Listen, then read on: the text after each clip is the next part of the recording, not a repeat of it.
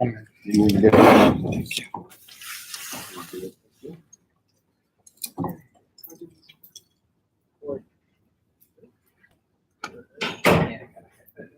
messy last time.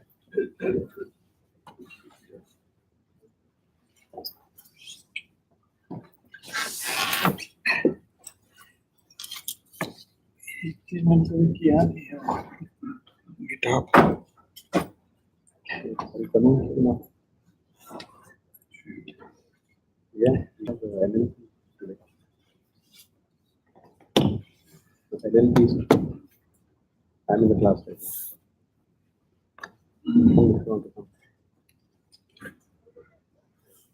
now.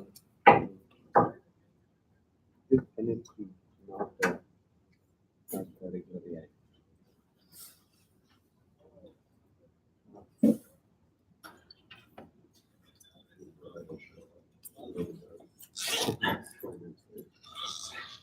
Come, it's okay, come on. Simplest. Yeah.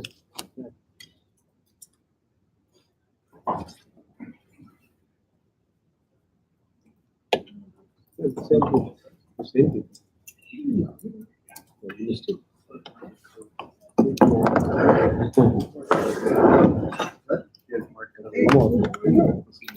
Yeah. This wasn't here. Try that. Go ahead. How are you? What's that? Yeah.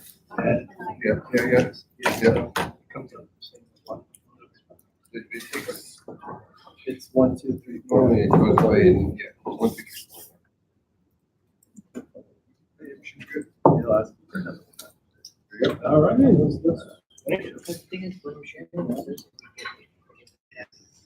There you go.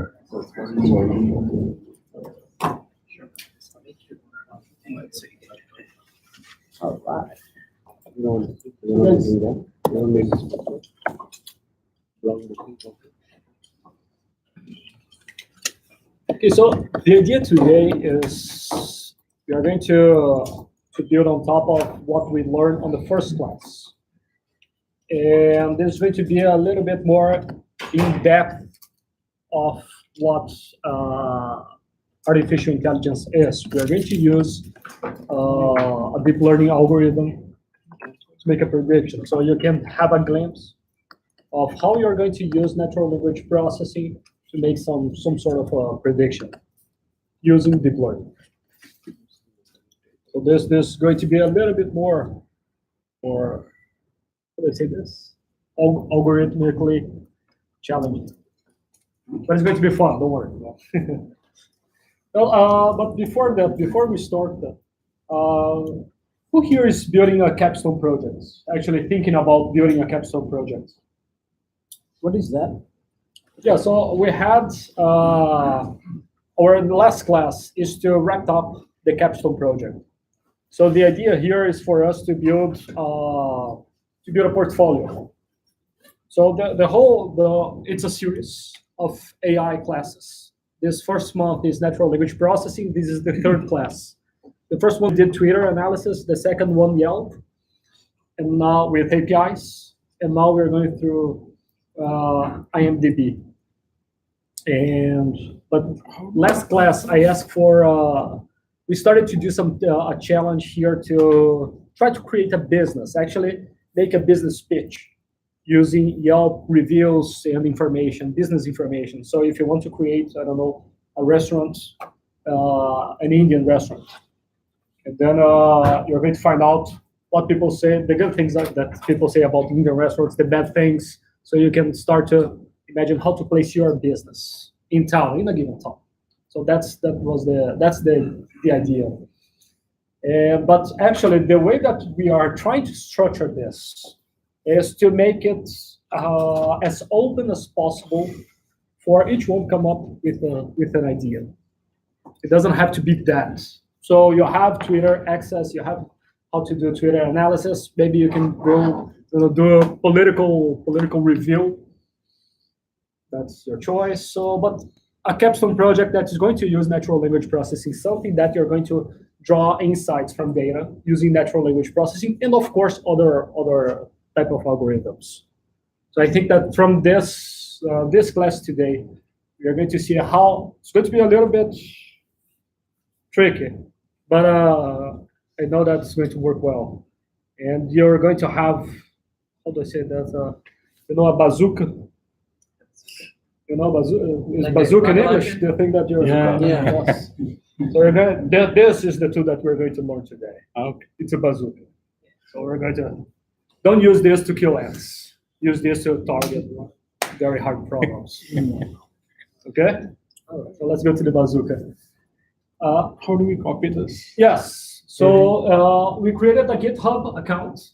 So Great. go to our GitHub, is Princeton School of AI. GitHub.com. I couldn't find it. Is it all one word?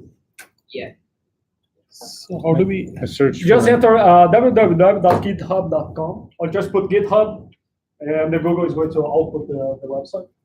Princeton The one that I've highlighted on the screen. School of AI. Princeton School of AI. Okay. Okay. The only thing that has here is going to be a folder called Class 3. So you click on that. Repository. And NLP class, sorry. Yeah, NLP class, and then Class 3.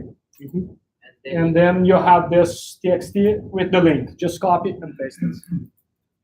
Doesn't come up in a search. That's what the sign up.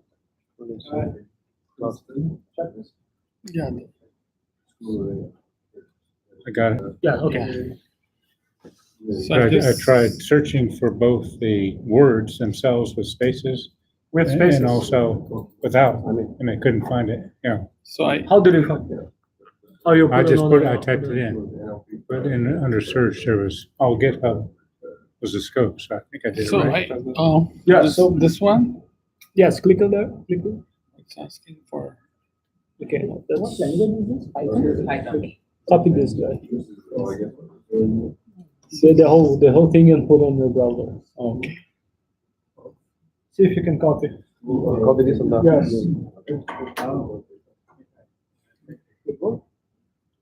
Did it work? Who is on the call app now? Who are able to do it? Yeah. Okay, so it works.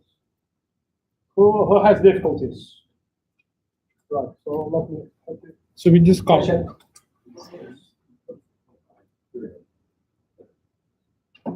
School of the There's a text file and a subdirectory. Yeah. How do I know this is a copy? Oh, it's not yet a copy. It's still in GitHub. No. Club is no. Yeah, this is not a copy. No, that's what. Let me ask him. I think you have to save it, like, save a copy in your drive. If you, all you really want is the text out of it, to Yeah. type into your browser. Yeah. But this went and opened the collab. It's opened the collab I was thing. already, Yeah, so you have to make a copy into your drive. I I can think, say file save as, I think so. Save a copy in your. Should we give? right here. Alright, Yeah, he. File save. everybody was already on the collaboratory link. Go to file, save a copy Okay, and now drive. I've got Yeah, it. save a copy in drive. So it's just of like file. we ये have तेरा another वही local problem है person. ना तो मेनू नहीं आता I don't know why maybe he'll know ask So guys, for the capstone project, don't worry if you have to do it here, etc. First of all, it's not a requirement for anything. There's no certification here. come up on it. But we are here to help you to build your portfolio. Put your code at GitHub. And on Saturday, like for anybody who's doing the capstone project themselves who's interested, we'll be here from Yes. 10 a.m. to 12 a.m. 10 to 12. 12 yeah. p.m. in that room over there, room 9. So if you have any questions, I don't know what I did. They change it to the room, Oh, yeah, the sorry. classroom File in there. on the other side. yeah. Save a copy in your drive. Does anybody- Okay, is everybody on the? Yeah. I'm sorry, I just got. Okay, Where's the catch link? up. You can start. Where's the code link? All right, so as Vinicius already gave an intro, this is going to be kind of a drill of a class. It's going to be kind of pretty technical oriented because we're trying to get as much hands-on technical info before you guys do the capstone project, if you want to do the capstone project, which is next week. So as you can see on the board, we're doing three key things. We're building word vectors, understanding a bit more how they work. We're expanding off of class 1 in our first class. Then we're classifying.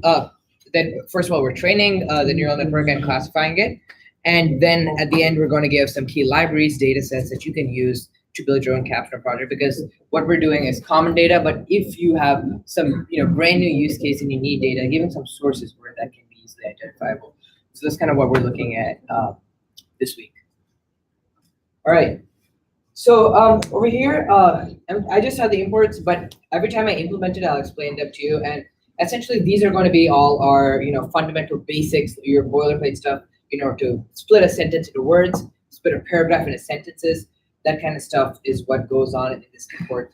And every time I use it, I'll I'll make sure to go back to reference these imports to explain exactly what each and every one does. But for now, you can ignore that. For those who are here in the first class, we talked about how Spacey, which is another NLP library, was really, really good. And it is really good, but in this case, we have access to these. NLP has a bunch of access to these corpuses. That's a cool. Gutenberg corpus, the Brown corpus, which are just a bunch of words which we can easily train on and access. And for the sake of explaining these concepts, we use NLP, even though it's a bit slower. So it's easy access to data which is already stored, which helps demonstrate our concepts. That's why we're using NLP right now. All right, so let's start. All right, so we have our general.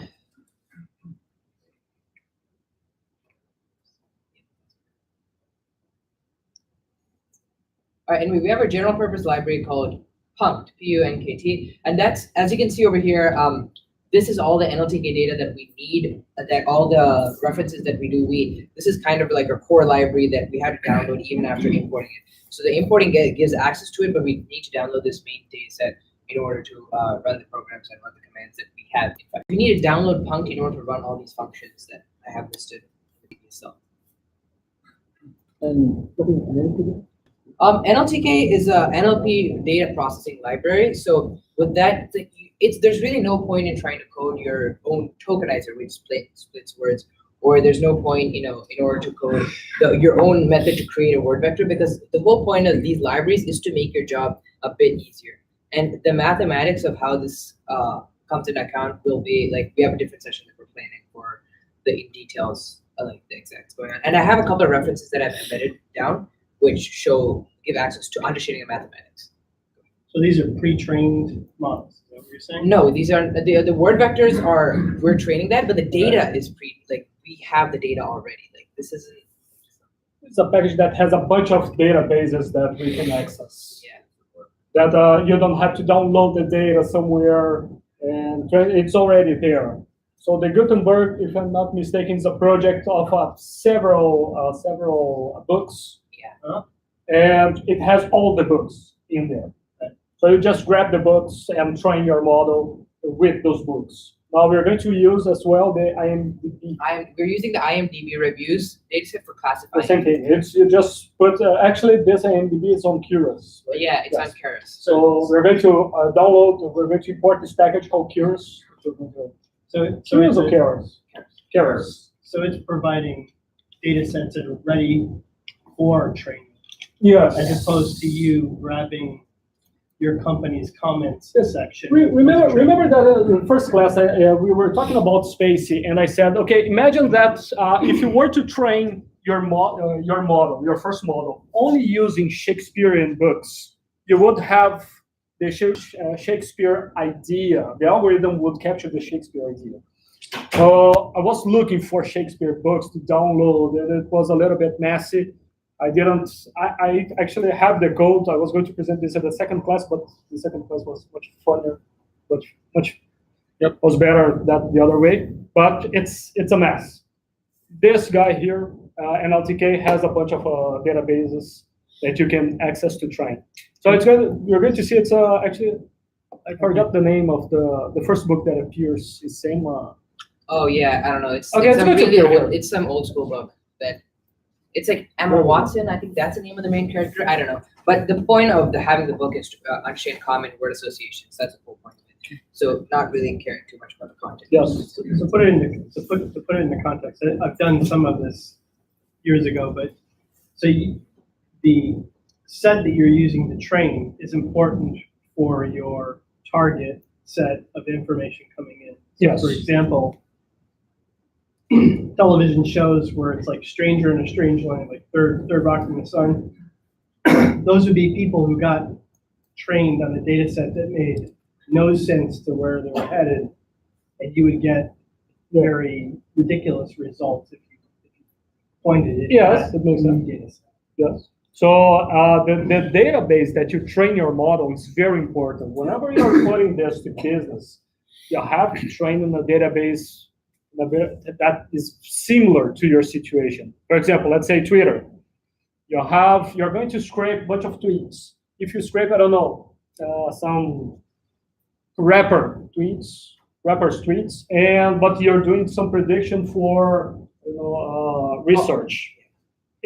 It's not going to be a very good fit. The relation of the words. Remember the graph of the words and the relation of that those packages capture. So the relation of the words will be a little bit messy. Right. So if you are proposing a product to try to read, let's say, analyst predictions of a company's stock based upon what the CEO said in the last review, if you want to train it on 10K, publish 10K, people do those words. Yes. Yes. Are there ADFM forms as well? It's a domain-specific data. Right. Okay, so the next set of inputs, so these are like not that much, so I'm going to explain what each one does. So stop words are things that They're common words that we use all the time: and, if, but, or, as. So these words aren't really crucial to the meaning of the text. Like, you don't really need to have these stop words in order to understand what something means. And that's kind of why we're importing like this giant list of stop words, because we can eliminate them in order to perform more accurate analytics. We don't want to confuse the model with unnecessary words and unnecessary terms. And later on, you're going to see that we're going to prune some words that appear only once or twice. There's no need. It doesn't really, affect the context of our model. And if anything, it'll reduce the accuracy. So we have like a minimum number of words that, minimum number of times a word needs to appear, etc. So that's something that we're going to take a look at on zoning into exactly what you need in order to identify the context. So that's why we have stop words. So the next step is porter. This is something we also discussed in the first week. So say you have a word, I am running in the park, right? If you want, running is considered a different word than the word run, even though they're kind of the same thing, like I run or I am running. So you want to reduce, eliminate that suffix, which is that ing, which isn't necessary, as I said, to the context and would confuse the model in order to get more accurate results. So we want to zone in on exactly what data we need. Rather than that, can you not club them like run, running, runs, something like that, which is all about running with Right. different spellings and different contexts? So instead of eliminating ing or s or things like that, can you not club them and make it one group called run? That's what it does. Oh, I thought you So- said run and run. I thought he No, said so you'll have those. No, you can make a way to map it back. okay. But to generate some the next word prediction, it's you need to reduce the dimension. The whole problem on natural language processing is the dimensionality. So every time that you add a new word, you're going to increase one dimension. And if you increase one dimension, you need a bunch of data. Your N has to increase a lot. So you have to reduce the number of words that you're going to use. Now, how do you do that? You grab words that have similar information. So running, runs, run. So you get the stem. You get the root of the word. You go to the root. So you grab the root of each one of the words, and in some cases, actually, you even get, I don't know if you remember the similarity. You get word similarity. We're going to be showing that later also, like showing the numerical representation of words. Right. Yes. But in case of ran, it would not be anything run plus s or ing. It would be captured. RAM. So run and then would have a different context in this case? No, it will be the same context. Okay. It would understand that everything is RAM. Okay, all right, cool. So the next thing over here, so Sorry. Would this work only in English or would it support? No, you can download almost not any language, but most of the languages. most popular Whatever. languages. I use Brazilian Portuguese all the time. So anyway, the next import that we have is a thing called Gensum. Now Gensum is actually fundamental to our word vectors because that's using that library is what we're going to train our word vectors. Right now you can see that we're importing this thing called phraser and phrases. But anyway, we're going to see this a bit later. But the whole point of this is to identify these things called bigrams. So New York, it's not really new and York. It's like New York, right? It's like one entity. So in order to identify those bigrams, we're going to be using this library. And finally, we're using this thing called one-hot encoding in order to feed our data into our word vector in order to identify the embeddings, the relations between the different words. So any questions on the specific imports or what they do? Yes. What is the one hot library? Okay, so if I have a sentence called I am doing good and I am happy, right? Each word is like given like a switch. Okay, like if you think about it, like a 0 or 1, if that is a specific word. So I is one number, am is one number, doing is one number, good is one number. So in order to identify what word is what, just translating those words into pure number basis, that's what we're doing with one-hot encoding. And he's putting an example up on the board, which makes it a bit easier to understand.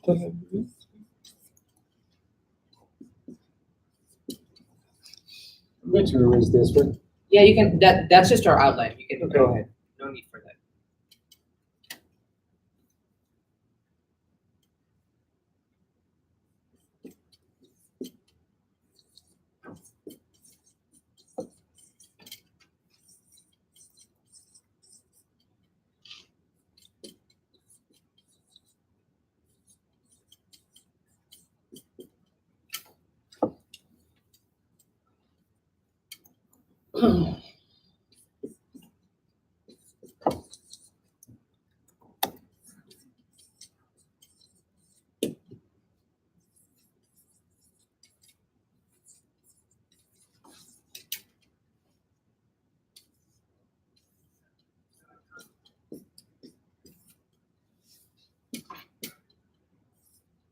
While it's writing that down, just to expand a bit more on this phrases thing. So your phraser, it identifies, your phrases identifies phrases in based on like the collocation. So based on the surroundings, like, oh, this is one phrase, that's one phrase, that identifies the phrases. But this phraser optimizes the phrases because this takes too much data and it's really not worth it. So you use phraser to make to reduce the data consumption for that. And you're going to see later, we're going to feed the data from phrases into phraser. 1, 2, 3, 4, 5.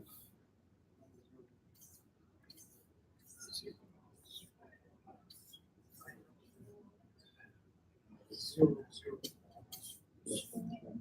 zero, zero, 1, 0, finally 0. Okay, so basically you have each word, the dimensionality that I mentioned. So I have 1, 2, 3, 4, 5 words in our corpus. So corpus is the unique set of words in every single text that we have, right? Agree? That we have 5 different words. Mm-hmm. So when I do one-hot encoding, what I'm doing is grabbing each word is going to be represented as a vector. And this vector is going to be zeros and ones. So whenever a 1 appears in the first position and 0 in the rest, this is I. M on the second, doing the third, etc. This is the first most naive version of what you could do to represent words. Now, if I want to represent the whole text, okay? Is this okay? Yeah. If I want to represent now the sentence, what I would do is a different kind of representation of sentences, showing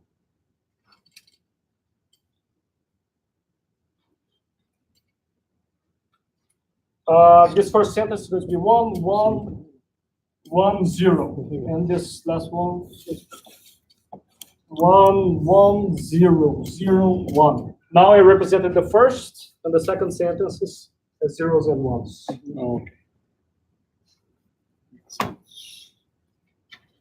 Did that make sense? Yeah. So those are types of one-hot encoding. How can you represent words or sentences? You can do that. Of course, it gets a little bit. It's going to get a little bit more tricky. All right. So NLTK, you need to download, as we talked about Punt with our general purpose tokenizers library. We have our stop words, which are specifically for stop words, and our Gutenberg text, which is the most important part because, as Vinisha said, this has all the 18 volumes of the data that we're going to read, and we're going to be exploring that data right now. So we're importing the Gutenberg text from the corpus, right? So we had downloaded it, now we're importing it, and I'm just going through a sentence like Emma Woodhouse. Handsome, clever, and rich with comfortable home and happy daughter about. So now, What's Gutenberg?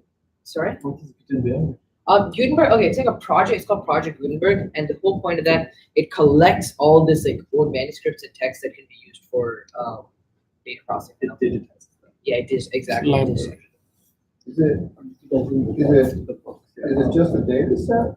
Or is it It's a collection. already pre-vectorized? No, it's text, it's text. Text file. It's text. So you can use It is Text, pre-vectorized. digitized, going to- book, digitized. No, Yeah, they have. Gutenberg is I think like- it's a whole different thing of AI, different from AI. Right. I think it's a project Yeah. to make those books available, but in a digital way. It was just a data. It's a data set. Data set. But then NLTK got this free data set that exists and said, okay, let's work with this. Let's build something already on top of this. So you can grab this, the Gutenberg, you can grab from NLTK corpus. It's from multiple languages? Gutenberg, I think it's only in English. Probably Yeah, only but English. But there are Probably. other data sets that you can. Okay. So one basic, pre-processing thing is, let's make it lowercase, right? Because we don't want upper and lower to be confused as two different words. So we're just making each word with maybe a code to the effects here. Let's say now, Emma would has a name. Now that it's sticking, Emma would has her story. This is one of the main pre-processing steps that we're going to be taking today. Okay, so now let's explore the stop words. I mentioned this already earlier, and we talked about this, 2 weeks ago. So these words don't really add the context of our text. So you can see I, me, myself, we, our, ours, etc. But guess what?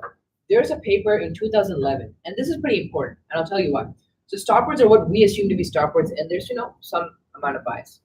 So one actual way to combat that is I told you earlier that if a word doesn't occur enough, it doesn't really matter. Like if it occurs once or twice, who cares about what the word is? But what if the word occurs too much, like a stop word? The whole point of stop words is they occur way too much and could potentially confuse the context that we're understanding. So one new way of doing it is instead of just using these predetermined stop words, just making sure that the words don't appear over like n amount of times.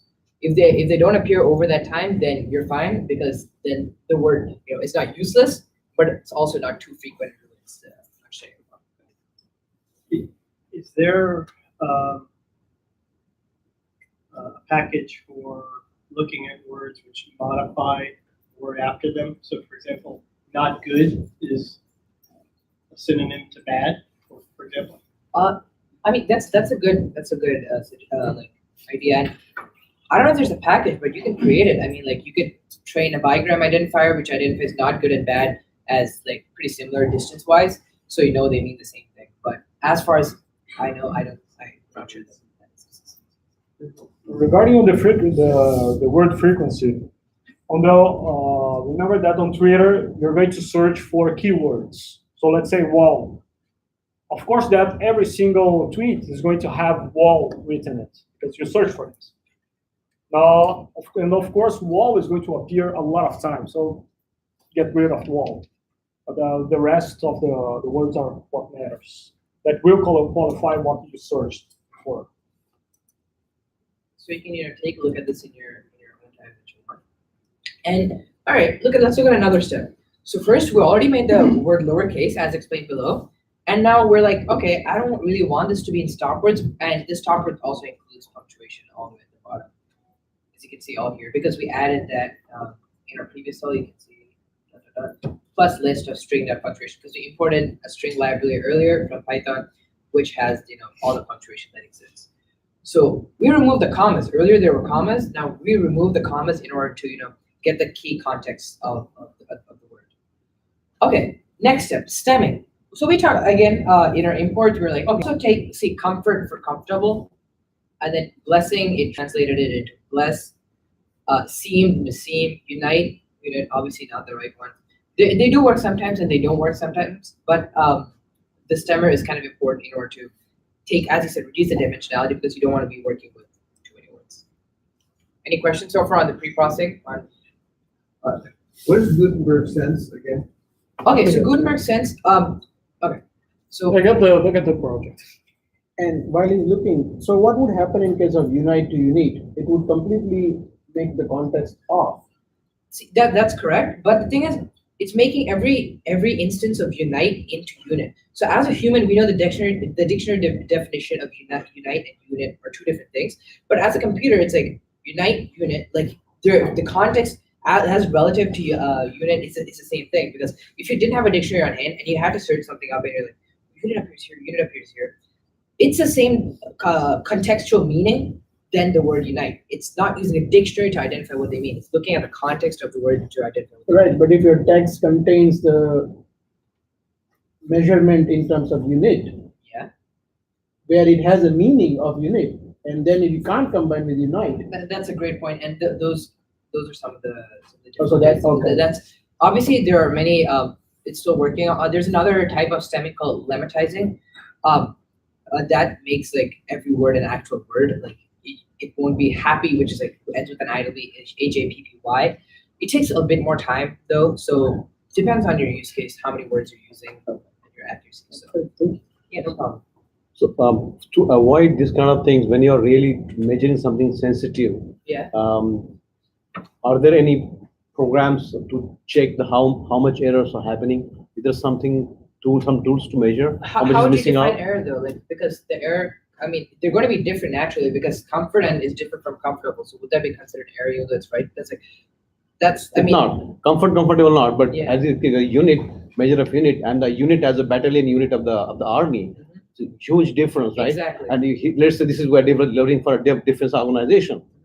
They would want to differentiate these two things. So are there tools to find out that when the unit is kind of it kind of prefix out by before and after that some words come, which helps me to understand whether the unit of major or unit of the soldiers. Okay, and yeah, okay, that's a good point. When we're training our model, the unit and its own its surroundings will be identified. Like there'll be multiple scenarios. If there's only one scenario in army, but multiple scenarios of like measurement or something, then it'll probably go with the measurement definition. So while we're training you, we're not just looking at one instance of the word unit and its context. We're looking at multiple instances. As for like to my knowledge, I don't know if there's like a program which can evaluate to check if it's right or not. I mean, you could create one, as I said earlier, like to his question, like probably create another word. Right. So that Gutenberg sense. Sorry, the Gutenberg sense. Yeah. You want me to go up? Go. You had a question. I'm just gonna say, like you said before, just so I understand, it doesn't really matter if it's wrong or not because it's seeing these words in context. And so, like words that are the same, like unit versus a unit in the army, or like I'm feeling blue versus I am the color blue, which is I think an example from like. Yeah, exactly. Like the computer doesn't need a definition; it makes its own definition of these words based on the context, and that's what it uses. So it doesn't matter if we're spelling unite, unit, like the computer kind of figures it out anyway. Yeah, exactly. It's a word is this is quote. A word is known by the context it keeps, and that's kind of the whole point of what we're learning. So, do you want me to go to finishes? No, sorry. You want me to go to good? Yes, Joel, you asked about the Gutenberg sense, right? What is Gutenberg sense? Like a list of sentences. Sentence. Let me just. I heard. Wait. I was wondering if it's a list of sentences. Yeah, it's a Yes. list. It's a list version. Okay, so this is the title, Emma by Jane Austen, Volume 1. So you can go to 3. You can see that is a list. That's another sentence, and I'll just maybe do 3 to. It's literally just another list. 3, 2, It's a list of lists. List of sentences.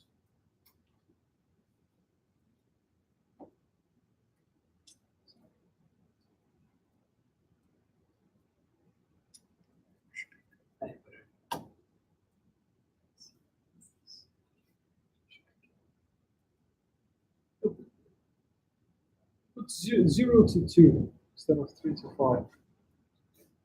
I mean, It grabs every single sentence of the book because it's digitalized. Then it brings every single sentence.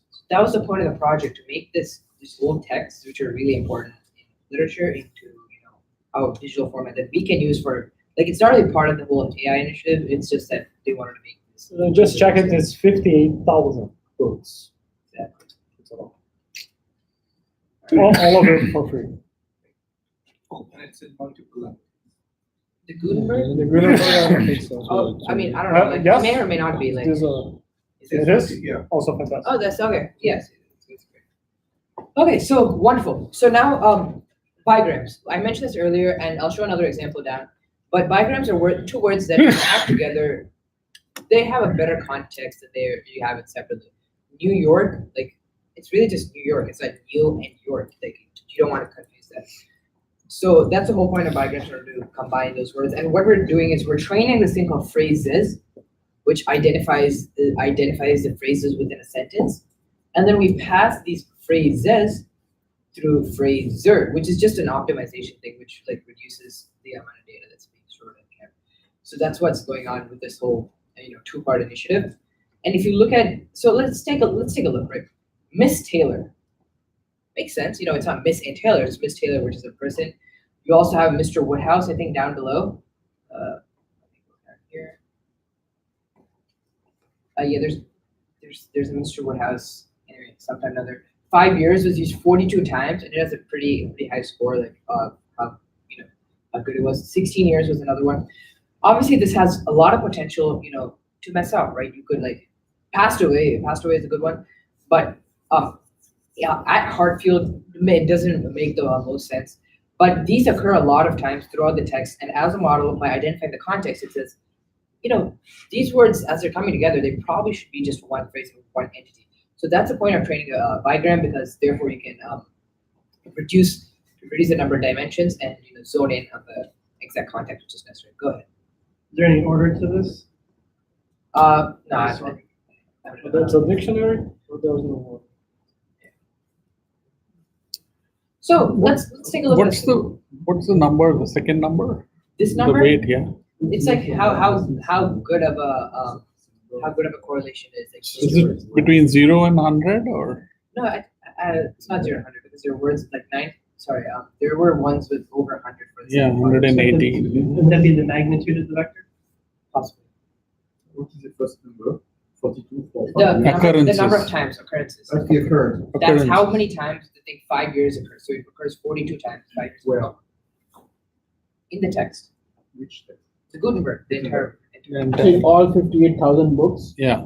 Yeah, like the or entire. whatever X thousand. Probably not Like 58,000, but 18 volumes, I think. is or what- probably maybe Isn't this just in one. the data set of Gutenberg sense? This is not Gutenberg sense. Gutenberg sense is the direct, like the tokenized, so word by word of the entire digitized text.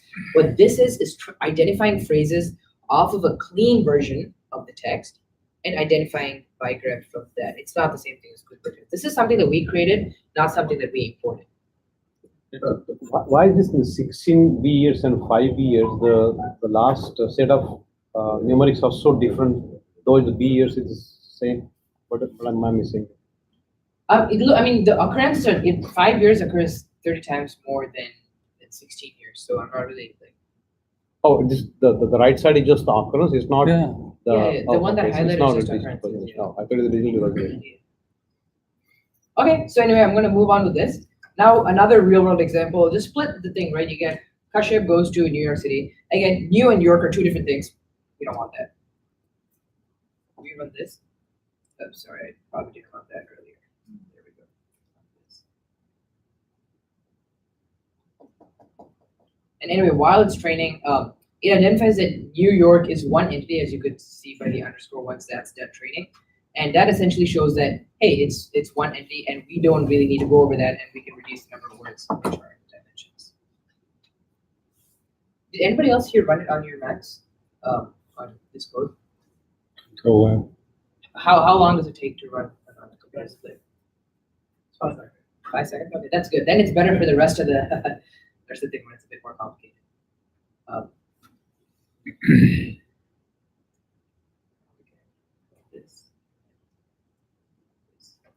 So now you can see that New York is not too, like if you look at the length of it, 1, 2, 3, 4, 5, 6, 6 words for Kashyap goes to New York City. But once you have combined New and York together, it's New York. So 1, 2, 3, 4, 5. So you're reducing the number of words. So what's New York in that model that we trained in the diagram? Yeah, New York was identified. there It somewhere? was there. It's probably somewhere there. It's not something that we created. It's like, this is a ton of words. Like, you can see the length of the dictionary is New York really has to long. be there. No? Somewhere. No, but it's not here. This goes on and on and on. Oh, Yeah. That's why you need a huge data set, so you can grab these nuances. Okay. And that's why you need, for a certain domain, you have to train in the domain data sets, because you're going to get the words that are the relation of the words. So does this cover other cities as well? Probably, but probably is not going to get São Paulo, for example. Or like Princeton University. São Paulo probably will, because it's a sector. It's based on the data. Again, actually, that's a good question, because based on your use case, you want to use data which is relevant to the problem that you're doing. Like if you're doing something geographically, you don't want just literature data. Sure. Okay. This again is some pre-processing that we're going to use later. Because Lowercase. so we're just splitting them by words, making the word lowercase, and also removing it if it's not a punctuation, just keeping the sentences together.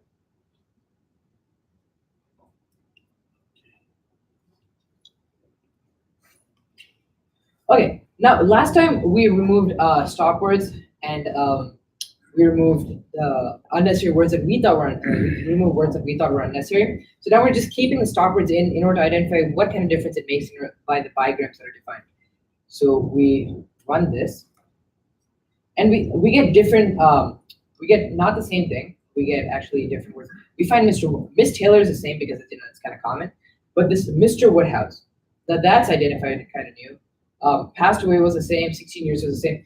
But the whole point that I'm trying to iterate here is, if you, for the capstone project, when you're doing pre-processing, you want to experiment with keeping the stop words in, taking out the stop words, or using the method that I talked about earlier, like the minimum or maximum number of occurrences. Just different ways to do the same problem, but you get different results and may or may not improve your accuracy on the use case that you're doing. How does it treat the hyphenated words? It treats them as like the punctuation if it's separate, but if it's hyphenated, I think it's just considered one individual entity. And how does it use for the word that, like, for example, Xerox and photocopy, right? Xerox is a company also, but sometimes it's used as a verb. That how would it treat differently, or how would it do in that case? So 2 things for that. One, it depends on how Xerox is used in your text. Do you use Xerox first of all as a verb or as a company? In case you use it as both, it looks at the most common occurrences and the one that gives the highest log probability of identifying the context. And I'm going to talk about this in detail a bit later. But whichever is the best option in order to either predict the context words or predict your word itself, it identifies what will work best in that scenario. So mainly data, and if it's equal proportions or something like that's there. In which scenario, when training it, does it give the best accuracy of the connections that are made with each other? Does that answer your question a bit? It doesn't look only to the words. Okay. It looks to the words next to it. Actually, when you train the AI algorithm itself, you define how many words you're going to put as a context. You define M, which is the number of words to decide. And then you're going to see from the context what is just like we do. For example, if I say I'm going to Xerox this book, you're going to understand that it's not of the company. But I bought stocks from Xerox. You're going to understand that it's a company. Right. But just because of the context. And the way that we structure the vector, each word vector. Oh, the same word might have different vectors for different contexts. So the example that we gave in the first class is the sky is blue and I'm feeling blue. It's blue. Both of them are blue. But the vector that characterizes each word is different because of the context. So it's looking for both word itself and the context. Yes, it Yeah. looks for both. What you're saying is really, really relevant right now in our next step. So I want to just go into that a bit more in depth. Just put my back on the end that line. Not pick it up. I'll just use this sentence. Good point. I am doing good. I'm happy. So, okay. So how is a word vector trained? So first of all, word vector is just a quick summary. It's like a embedding. It's like identifying how a word can be placed in a 3D space. So over here you could have king, queen, man. Over here you could have bird, dog, cat, airplane, car, bike, or something. But just based on the context of the word based on the context the word is appearing in, using that in order to identify relations to other words.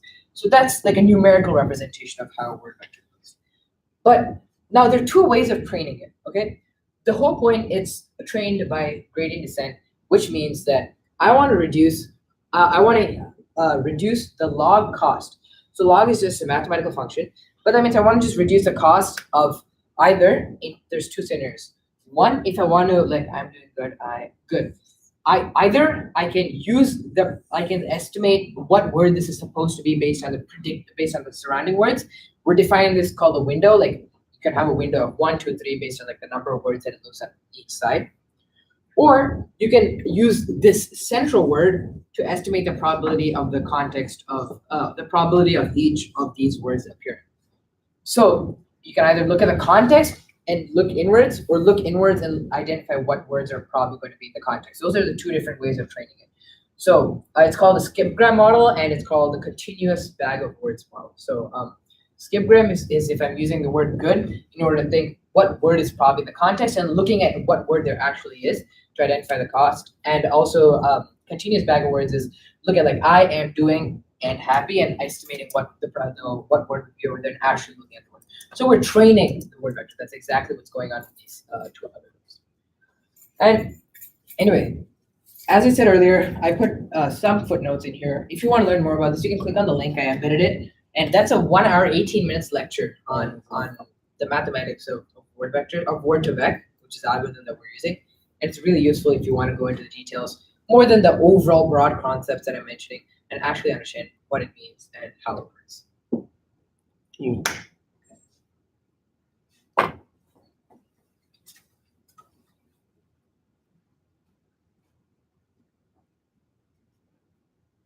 Okay, so here, this is kind of, the big deal. What's going this is where we're actually training our word vector. You can save your own word vector, with this thing that I put here.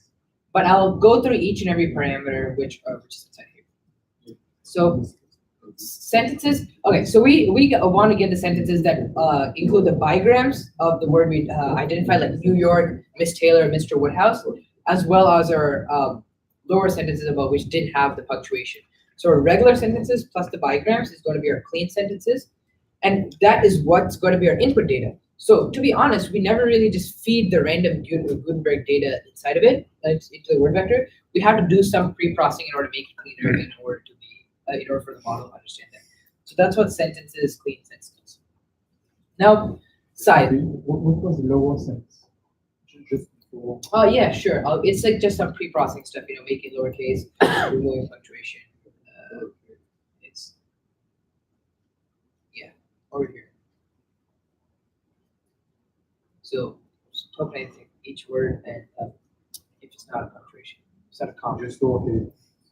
And if it's not a comma or like an apostrophe or like a period or something. Okay. We have removed already stop words, right? Sorry? We have removed stop words. No, this Or we're not? trying. No, this is just we keep the stop words. So, okay, so size. Size. What is the size? Size is your n dimension. So right now we're there on the board. I drew a cube. Cube is 3 dimensions. You're not 3 dimensions is so tiny that you're really never going to ever use it. There's some. I think Google trained a new one. It's called BERT. I think it's like in the thousands of dimensions. Like that's how in depth it goes. That's how many words they have to map in order to find the correlations. Obviously, there's a cutoff. You can't do like 2,000 dimensions for something that not that much data because then your cost would go down. You'd have a worse model. But you can play around with the size. I've chose 64 for now because it works around. But you can try 63, 60, 70, or whatever you want and experiment with that. Okay. So just a second, do you understand why the number of dimensions, there's an optimum number of dimensions?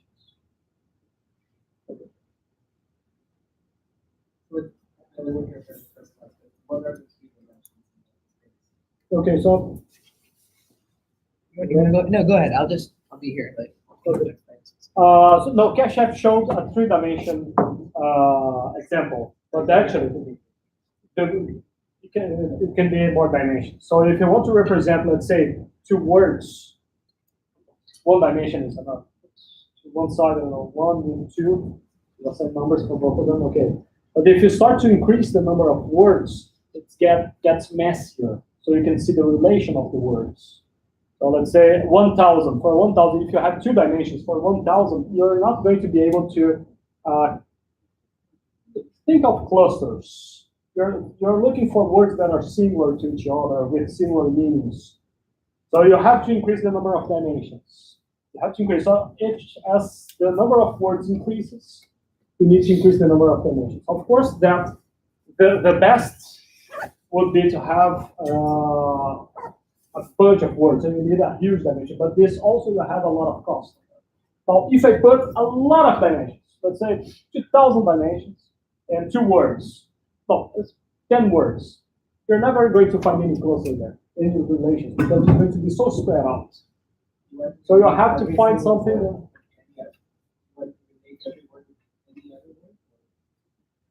It's not that you want to. in the end, you're going to relate. You're going to find if there's no relation at all. Maybe they are orthogonal, but you're going to find relations between them. But you have to have a certain number of dimensions that you can actually separate what you want. It's purely based on the sparsity. Like if you're doing a general purpose word vector, like something trained off like books, dictionaries, encyclopedias, human text, etc., you probably want to go with something that's a lot of dimensions, right? It's dealing with words with multiple contexts, multiple different kinds of words. But it's really based on the situation that you're using it in. If you're using it in a really specific dimension, the lower the better. But if you're using it in a more general purpose use case, then you want more dimensions. Even though the training cost will be more, the better relationships will be identified between the different dimensions. So, yes, we said it, which was 64 dimensions. That's what we said there. So it works around. You guys can experiment and see what changes. Okay. This is what in Spacey it was 384 dimensions. Exactly. Right. In Spacey it was 384 because there we were dealing with a completely different data set, Right. which was actually I think much bigger. So Yeah. that's why we did 384. All right. So we have this thing called SG equals 1. So the skip-gram model. So I defined 2 models here. We have our continuous bag of words. So looking at the context of the words and identifying, what's the probability of this word occurring, and lowering the cost. Or we can look at this, given one middle word, looking at the context, identifying the probabilities of all these other words happening and evaluating cost that way. So which one is skip-gram? Skip-gram is one in the middle. So using this the word good, in order to find the log probabilities of this one. The other ones are called continuous bag of words. That's the other one. So there's obviously pluses and minuses to both, but skip-gram generally works in relatively smaller data sets and has better accuracy there. So that's why we're choosing skip-gram now. Otherwise, the default is CBOW, which is continuous bag of words. Okay. So then next our window. In here, I have like a window of 3 words or something, 1, 2, 3.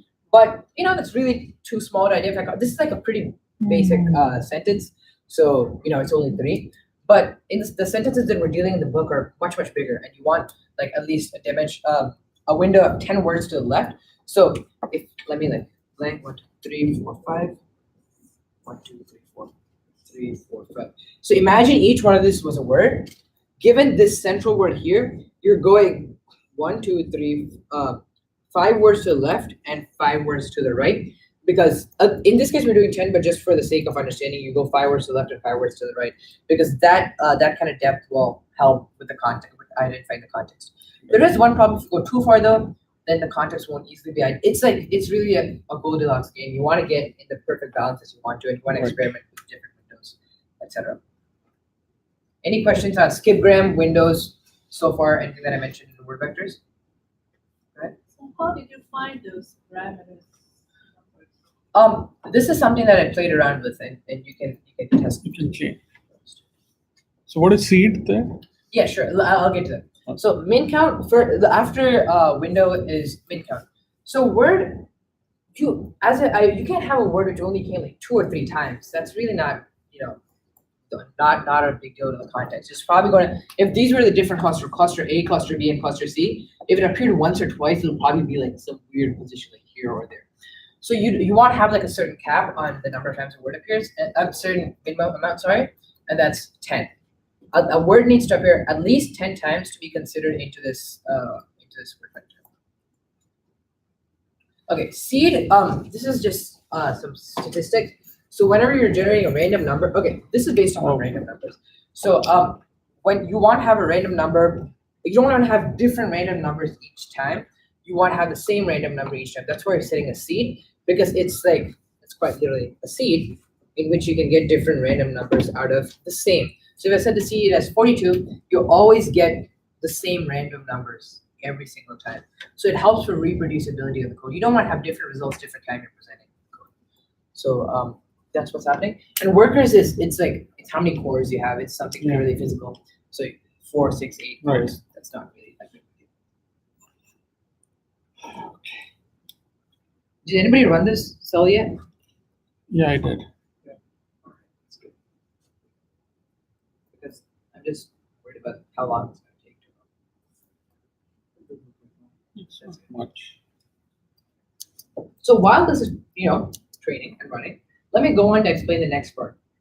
So you have, this used to be like 20,000 words before I identified the bigrams, but now 2 words became 1, right? New York became just 1 entity, which is just New York. So like that, multiple bigrams are identified in the text, and therefore is reducing the amount of vocabulary in the text. Hence, actually finding correlations between what matters, not something that doesn't matter. Okay. Okay, now this is some of the fun parts that I like to talk about. So, okay, so each word, so in this case, ma'am, it has 64 coordinates in an XY plane, right? In a 2D plane that's like this, you have 1, 2, 2, 4, whatnot. And here you have like 1, 2, dot, dot, dot, dot, dot, 64. up to 60, exactly, up to 64. I think it's right up there, right? It still doesn't work. Yeah, it's right. Error. Yeah, it gives the error. Okay, so we can basically we can evaluate. Now this is numbers. With numbers, what can you do? You can add them, you can subtract them. You could, well, it's actually vectors. So you can add vectors and you can subtract vectors to matrix multiplication, etc. So one common thing that you can do is you can identify analogies. So what are analogies? So man is to woman, a woman as son is to daughter. That's a good analogy. Or essentially what you can do is ma'am minus woman plus man, and that's third, right? Like that's what you want to do. That's what you're training the word vector in order to identify these analogies and symbol correlations. To be actually quite blunt with you, you never really just use these weird analogy things unless it appears in your final use case, unless you actually care enough to do it at the end project. But that's the different part of word vectors. They can be either 2 things. They could be intristic or extristic. So intristic is where you're doing these analogies, which appear now and may or may not help at the end. But extristic is when you're focusing on the end goal and you use your word vector in order to do text classification or renamed entity recognition, something that we're exploring a couple weeks ago. All right. So What's the error? it's not an error. Okay. It's just libraries. Deprecation means libraries are old. They need to be updated. Sorry, can you change the lines? What is model arm? What does that mean? That's a coordinate. So where's mem located in this 64-dimensional space? It's the word arm. Sorry, It's the word arm. mem. It's mem. Mem. It's just like hi, Madam, ma'am. Yes, ma'am. How are you? Yes, Madam. ma'am. Okay. So yeah, that word has 64 coordinates associated to it. Any questions so far on the entire thing? Can you explain that thing again? The step number 24. Yeah, sure. Just he had a question back. I'm just curious on the part of when I run any I have no idea. I've never seen those five. So now I- Like in New York, but that is probably because I do the organization. But if we don't do the organization, do these models have the ability to understand that United States of America is just one thing, foreground in this case. I don't see it. I'm just training diagrams, trigrams, foregrounds, and then it's a lot of. Our first class, First class. we had an example. I think it was a New Jersey Princeton Public Library class. And it understood that New Jersey Princeton Public Library was one thing, an organization. So it understands those relations. And LTK as well. So, I'm just trying to show you, like, there we go, the named entity recognition. So you can see here, it when you're dealing with like United Kingdom or I'm just trying to find specific things. And just the point, the training these things on different data sets becomes a huge task. Exactly. So there's already a package that is doing it. That's true, and you can see here we're doing spacey.load n core WebSM. This is what we did the first week. So you can load these libraries, these general purpose libraries. So this is a small version, you can load a medium version or a large version. So obviously the times, it takes a lot more for the large version, but they're general purpose. And if you want something in the long run, right? If you want to demo something shortly, you want to use these. But if you want something that'll work 2-3 months later down the road, then you want to explore something like _LG or _MD.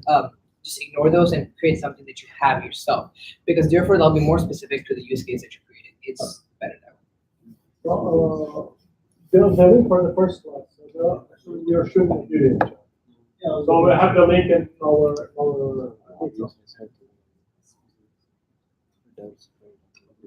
Okay, well, this is a really good stopping, like not stopping, but like just a quick break point, because until now we were discussing the pre-processing, NLP pre-processing. You have data, you're making it lowercase, taking out stop words, taking out punctuation, creating word vectors. Now it's kind of a great segue into where we can actually use this, which was the next point on our agenda, which was text classification. So just a quick background on it. We have IMDb reviews, people post a lot of it, like all the time. And you want to identify whether it's positive or negative. We have certain words that make it like, yeah, that's definitely positive or that's definitely negative.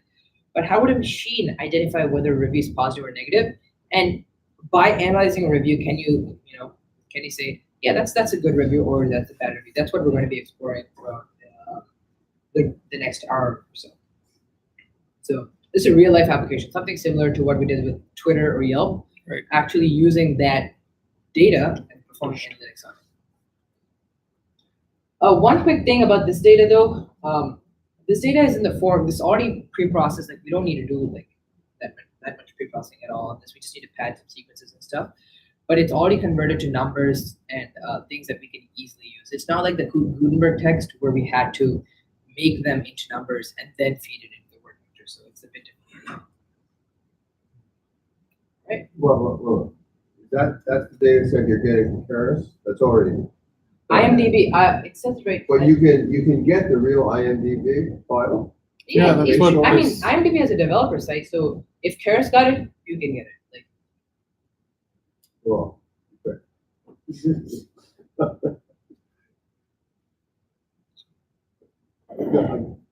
Right, Karen's making it easy. Yeah. In the real world, you wouldn't deal with you. Well, you're right. No, Okay, in yeah, the no, real no, you're, world- you're right. You're In the right. real world, you have to do it yourself. Yeah, that's why we're exploring Yelp and Twitter over the past two classes, to identify. To show how to get an API, to get the data, how the data comes, and there's pre-processing part actually. You're going to see it. I don't know how many lines of code there is to run a model, but it's very straightforward after the data is available. Do they have the ratings people gave as well? No, it's pure text. Just I pure. think It's It's just, but no, probably if you get the API, the data, Yeah. it's going to be a ratings and everything. But just metadata. Yeah, because I'd actually be more interested to see how the ratings correlate to the sentiment. Some people are Oh, hard, there is no- some people are hard raters. 4 or 5 might be. Hey, my assumption for every single review that you have the web is, or you're going to have a terrible review, or you're going to have It's a okay. fantastic review. Yeah. So, so you have to improve information for this. But yeah, that's a good project.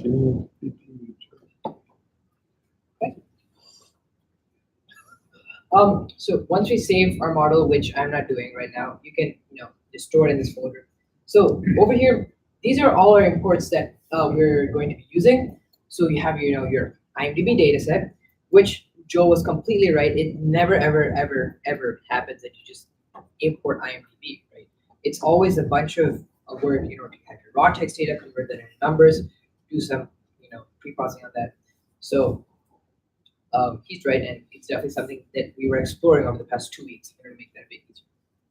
Next, there is obviously some pre-processing. It's not perfect, and you need to pad sequences because, okay, what happens here is the reviews are different lengths. Not every review is like 100 words long or 200 words long. You need to cut it off, or like you need to just, if it's too short, you need to pad it, or if it's too long, you need to truncate it. So that's kind of that's some of the pre-processing we need to do. Before, like, until now we've been talking about NLP and like libraries which are specific to NLP, but now we're using a neural network. Now, what's a neural network? So neural network is a black box model. You don't know how it makes the decisions that it makes, but it's not the newest thing in the world, but it's really important, and it's a good tool to have in your arsenal in order to classify text, images, you name it. You can feed the data and classify it. This is mainly an NLP class, so I don't want to go into detail with some complicated neural networks. I just stuck with the most basic one ever, which is like a dense neural network. But I'll briefly mention it at the end. So in the Capstone project, for anybody who feels like taking a challenge, can use a different type of neural network, which would, essentially like increase your accuracy by 10%, because this is actually pretty low accuracy. All right. So sequential, this is the most common model that we've been using over and over again. So it means data is transported layer by layer by layer. I'm pretty sure everybody's seen an image of, if not, let me just quickly show you the network. Like this thing, this is like your run-of-the-mill image. So you have your input data, that there are weights and biases for each and every layer, which it passes into the first hidden layer. It tries to identify some features. So all cats have ears, all cats have eyes, and then goes to the next one, looks at some more features to identify. The more layers you go, the more complicated it gets. And finally, using these layers and the weights associated with them, you finally give an output, which is like, it's a cat, it's a dog, it's a bird or something, with that kind of identification. Lowercase, Yeah. The embedding. So dense, flatten, and dropout. So this one, flatten is to reduce, like, if it's a matrix, making it to one large vector. Does everybody understand that? Like, how you can make a matrix into just one essential list? Therefore it's a bit easier for computation. Now, dropout, again, I don't want to go too deep into this, but dropout is a way of preventing a model from doing too good. Now you might ask yourself, how does a model do too good? Well, if you have a line over here, in a graph like this, dot, dot, dot, dot, dot, dot, a best line of a good line of best fit goes through this way. You know, cuts the middle, splits the middle. But overfitting or having too many of these layers makes it hit point by point by point by point by point by point by point. Now this gives like 100% training accuracy or something, right? It's like, wow, it's doing really good. But when you test it on new points, which are like over here and like over here, it doesn't do that good because it's going off of this line, whereas this is nowhere close to these points. So it does pretty bad on testing accuracy. So dropout essentially, prevents the model from doing too good. We talk about dimension, so each node of next level is going to one dimension. I don't know, this one I don't see it, but talk about dimension. So dimensions, that's for word vector. So you have in this 3D image that you have here. So dimensions this is a 3-dimensional image, but the more words you have, the more complicated it gets. These dimensions are not the same. The dimensions that I'm talking about here are not these ones. They're different. But that's what dimensions means for encoding words. So your package has something called sequential. So what is a sequential model? So sequential. Go ahead. No, Yeah. So sequential means it's going from layer to layer, like going from layer A to layer B to layer C to layer D. The funny thing is, not all models are sequential. Some models are like bi-directional or like they occur at the same time. They're like one layer goes like in a different direction. Like if you have an input layer, they go 2 ways. It's pretty complicated, but sequential essentially means that your data feeds from one layer to the next layer. It never feeds in like a different direction or something. Doesn't skip, right? It doesn't, yeah, And also about spoke about bidirectional as one sequential. Okay. So what are the differences of NLP Class one or the other model? but which model? Between sequential and bidirectional, what are the benefits? What are the downsides? Now you have long-term term. You have a bunch of different. It's basically you will do a for loop to find out the best model that's going to fit. Each one of them has its own strengths. Depends on the use case. Some will be overcomplicated. Like be very tricky. Later course we can go through. There are some packages actually that after you build you have your database. It's going to for loop models. It's going to for loop hyperparameters in each model, and it's going to output out of everything. It's going to output the best model, and that makes the best prediction. Yes, no, that's a. I'll go back.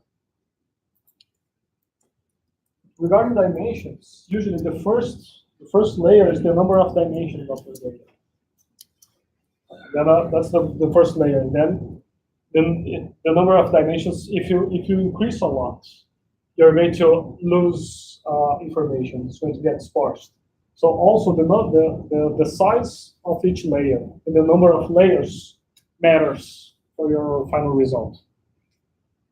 With bidirectional, where you're receiving feedback that's weakening association between a set of words, let's say? It's not feedback, it's the way the data the way the data travels to the neural network. This goes from 1 to 2, but if you see here, like the data goes to, okay, so let me briefly go over this because the feedback is every single structure disk receives this feedback, and it updates with this feedback. Is that backpropagation? That's the back propagation. Like that's the. So okay, words are essentially divided into time steps. Time step A, B, C. Then in the future time step or your next word, in your previous time step or your previous word, that's what time steps are. In this case, the way the data travels through the network is just a bit different. It's nothing too crazy.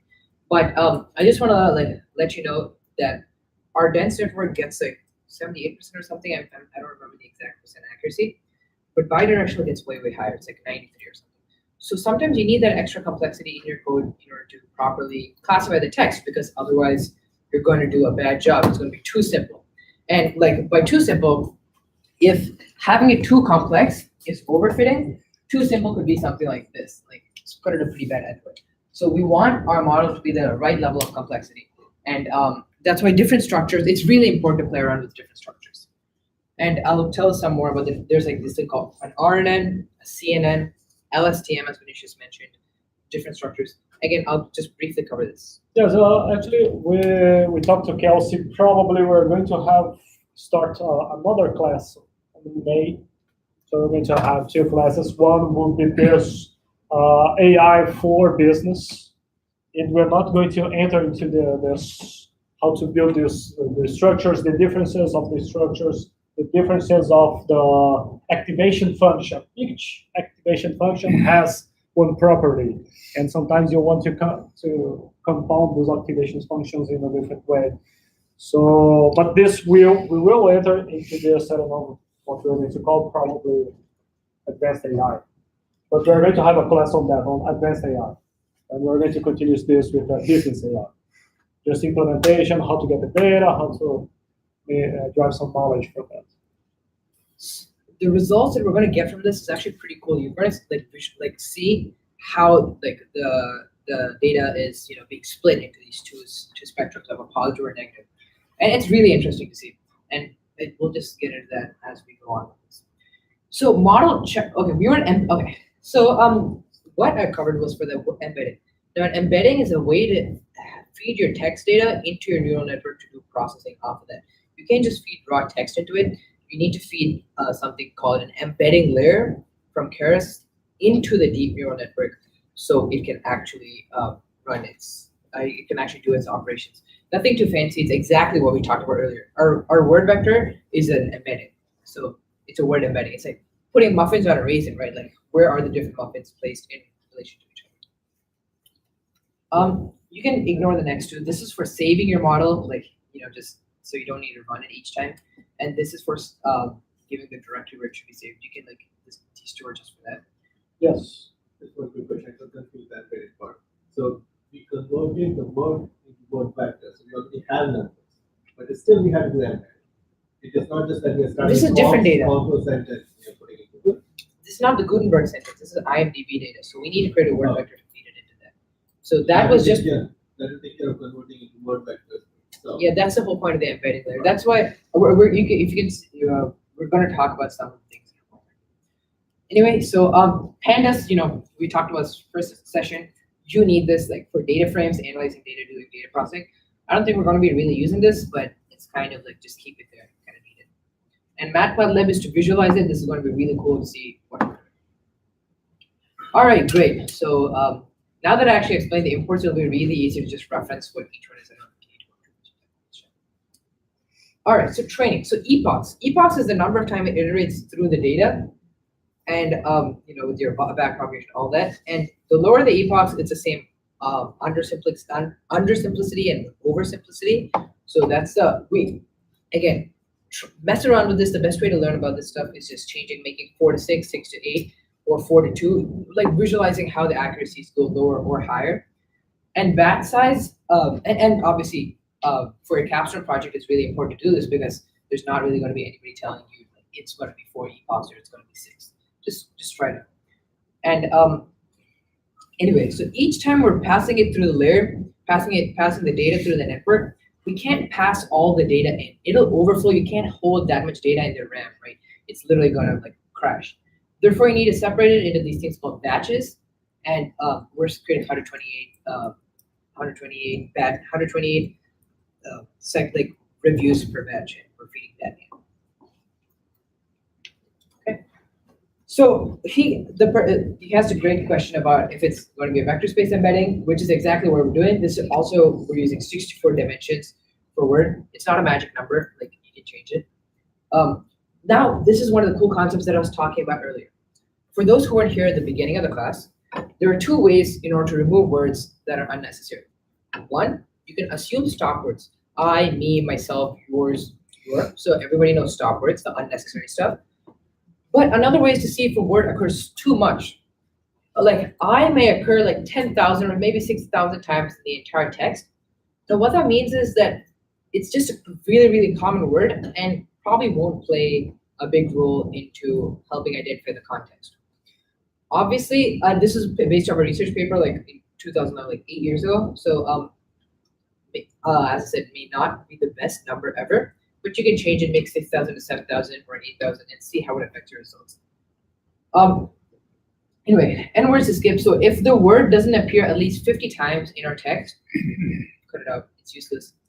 We use 10 for the other one, for that word vector, but that was a smaller size, and you can experiment with this as well, maybe 50 to 25.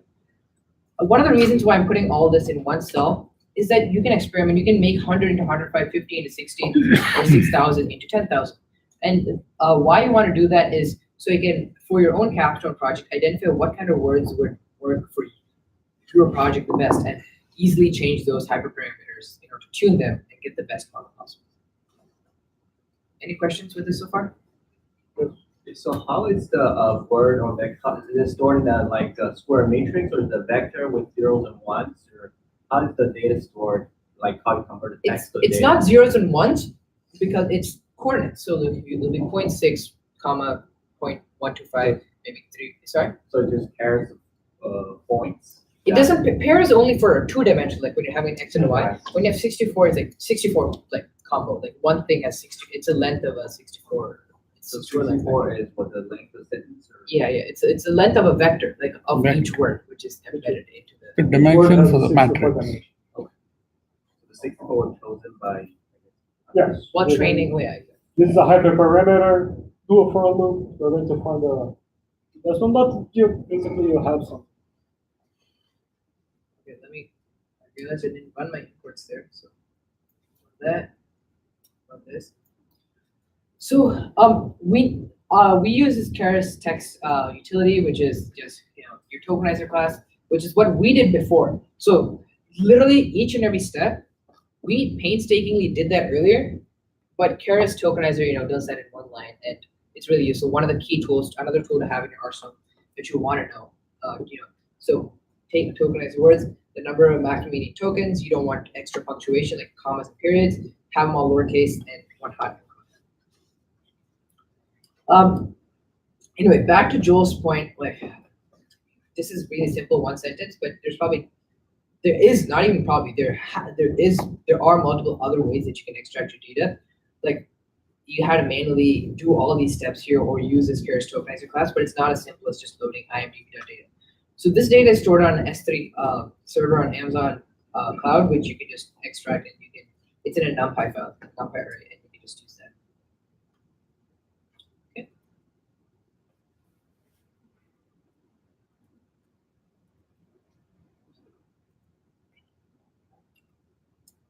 Okay, so for the first 6 reviews, we need to, obviously they're all not the same length, so you want to pad some of them. You want to show, okay, so each sentence isn't labeled as I am happy. There is some indicator saying this is a start word, saying it's a final word, and some analytics, which is the most common word, or you don't even know what that specific word is, maybe some sort of weird question mark or punctuation case that you don't know. So this is just a way of loading. This is what Keras has done with its own data, and this is what we're going to be using now. The data that you're going to load in the capstone project hopefully is going to be a lot different, and padding needs to be figured out by yourself. Okay. Any questions on why this is numbers and not text? And the padding? Okay, so basically what's going on is you can undo. So this is having a word index, like this word corresponds to this number, this word corresponds to this number. You can undo that because Keras provides a word index to change this 1622 to whatever word that is. So that's what we use here. And we're setting, the 0, as I said, was padding. 1 was telling where the sentence starts, and 2 is like unknown. I don't even know what that means. So you can just export that.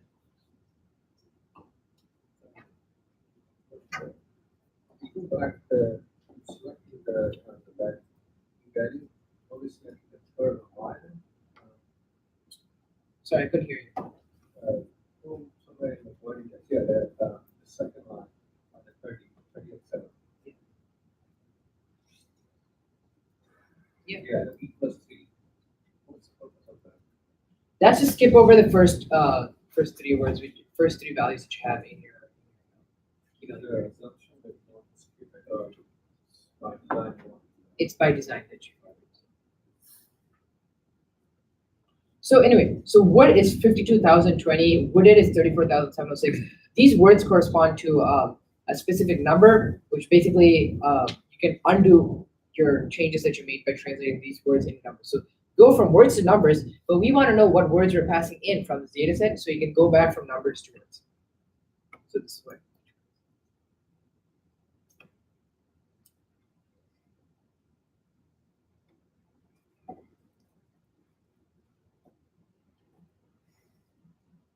Any question on the whole key value pairs and extracting text from that? I guess if you just have any questions, tell it out loud, because you don't need to raise your hand or something in case I don't see it. Okay, so now we need to load our validation data from our IMDb data itself. So we have all our X-train, which is our text, and we have all our validation data. So so in data, we always split it into 2, sometimes 3 parts, which is you train some and you validate on some. So training is what, you have the entities, like the words, you have what it is. It's a positive or negative review. And you can train, you can say, okay, you can find the patterns between a positive or a negative review and the text it has. And in validation, we use what we know or what the model knows, and check if those assumptions are right. And if they're not, just make improvements on the model. So that's what it goes on. So as you can see here, this is actually, undoing what we did earlier. So in our train, our first review, which is being passed, is that this one was just billion, casting, location, scenery, story, direction. Everyone's really suited the part. You can just imagine being robbed. So the whole point of this is you can undo the changes that Karis made to look at the data, and actually you look at what data that you're doing, what data you're using. In your case, for the capstone project, you probably will know exactly what words that you're using and what sentences. But since this is IMDb's data, we don't really know it. We want to take a look at it, and we could search it up and find it, obviously, whether it's right or not. So one thing that I don't think I mentioned earlier was that what this means. So what we're focusing on, this is a hyperparameter that we can change. If I have a really, really long review, I want it first only to be 100 words. I don't want the review to be more than 100 words. And if it's only 50 words, I want to pad the beginning of it. That's what pre means. And if the truncation is, if the review is really, really long, I want to cut the beginning part. So what this means, I'm focusing on the end of the review, because we're making an assumption that that has most of the useful information that's here. Like the beginning part may be like a description, the last part is actually their thoughts on the review. This you can change, make it change the suffix, change the string over here change the string over here in order to either cut the beginning or cut the end. It's really a choice. It's up to you, your preference.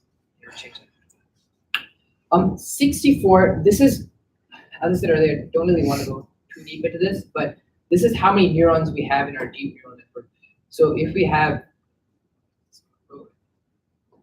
so this is what, 3, 6, 9 neurons, we'll make it 64. That's what that means. We have 64 neurons in this layer. And that we can deem that as sufficiently complex enough to model our data. And based on how your accuracies are doing, you can make it more complicated or less complicated.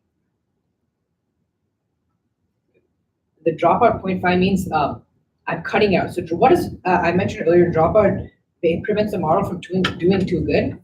And how it does that is by turning off some of the neurons. Now, these like 5 neurons or whatever are cut off from ever playing a part into the thing. If your dropout is way too high, you will have a really, really bad model because there won't be enough neurons to do processing.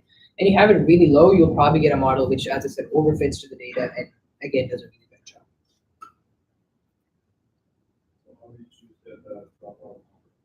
It's so the deal with not just dropout, but literally everything else here is you just had to experiment with it. As I said, put a for loop, do cross validation, check 1, check 0.25, check 0.3, 0.4, see what gives you the best accuracy. Yes, because 0 represents no neurons being cut out, 1 represents 100% of neurons being cut out. So it has to be 0. So how does the When are we defining? dropout, which one's not drop? Do you have to validate it? Run. Right. But it's not based on a unfrequent distribution.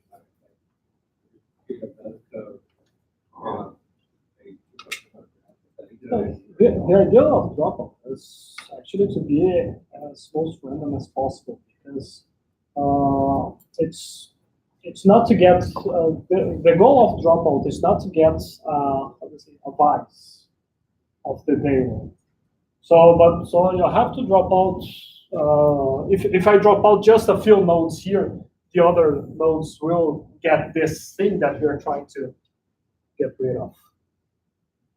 So the best thing is Where do we define the layers? no, actually every single node is important. Every single node.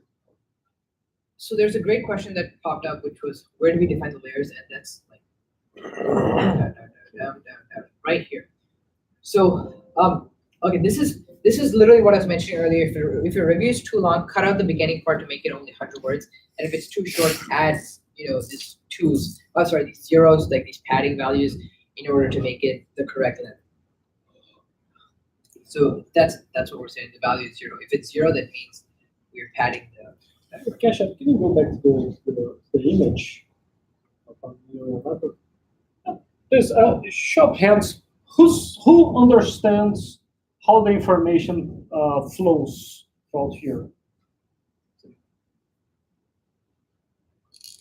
Okay.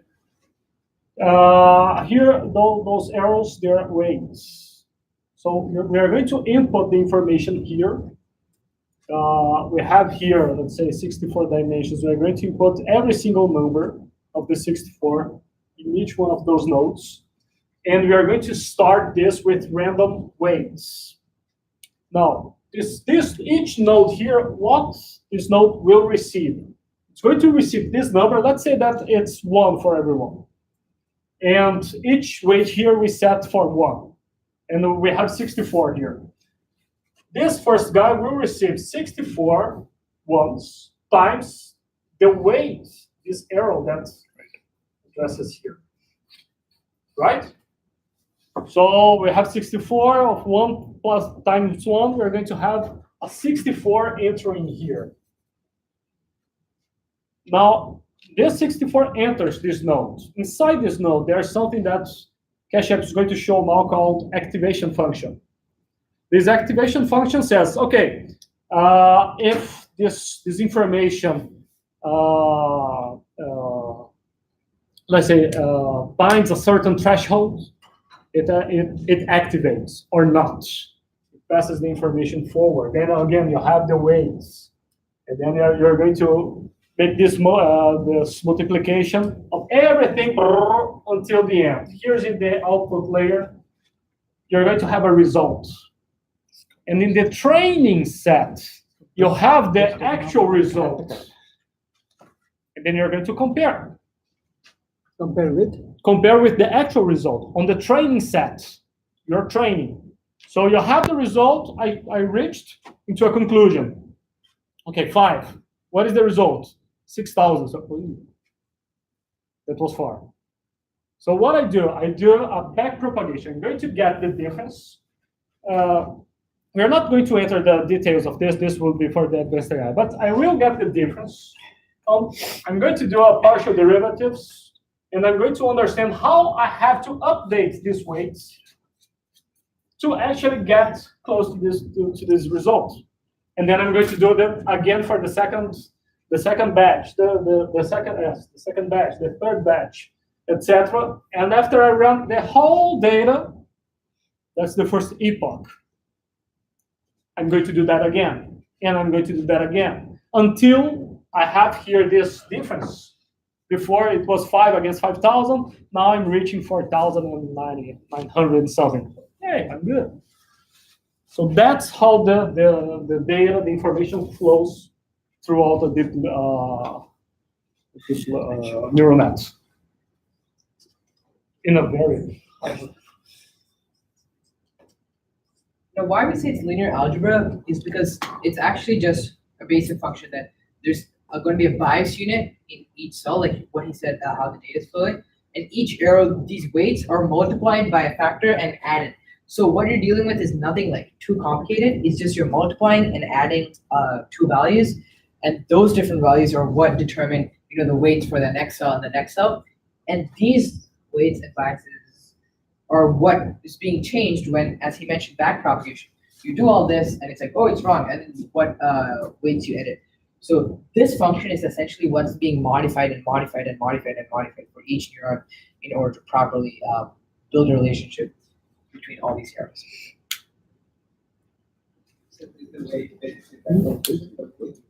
It's a W, yes. It's a W. The other term? The The bias.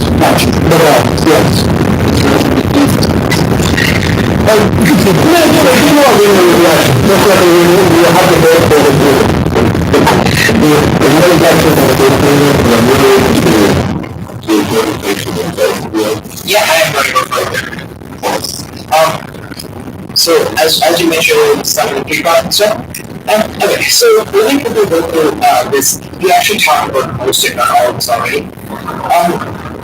We have an embedding layer, so which is a word vector, but not, which is the way the text can be read either here in a code way in the next couple of layers into the embedding layer that we're already working this a lot after a couple hours. Next we have the flat layer. The flat layer converts a 2x2 matrix into a vector of just 4 elements. It just reduces the dimension so it can be inputted into the dense layer. We have 64. So does everybody understand what a flatten does? It's just basic math in order to reduce a matrix into a vector. So what you have 3x3 goes to only 9 elements of length 1. Of index 1. So it's just a basic list conversion. The next thing is, as you can see, these dots, these circles over here, we have 64 of them. Already mentioned that, so that we need that level of complexity, and we're dropping out 50%. So we're dropping out 32 or randomly shutting off 32 of these neurons in order to prevent overfitting. But we're using this thing called activation function.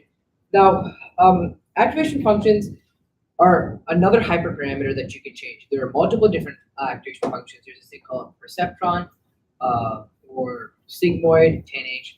But the whole point of an activation function is to convert this this data over here. These weights are passed into this graph, which you can make, in this case, a prediction of what output it's going to be as represented by the sigmoid activation function. So I'm going to quickly draw this on the.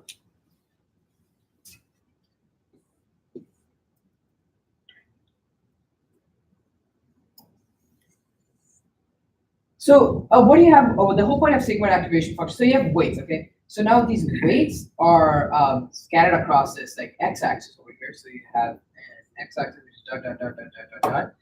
And for the weight, it makes a prediction. So at 0, it's 0.5. Over here, the prediction is 1, and over here, the prediction is 0. So if we take, for example, 0 to be a negative sentiment, 1 to be a positive sentiment, and 0.5 just to be a dead middle. What this does is it passes in the weights that it has out of the last.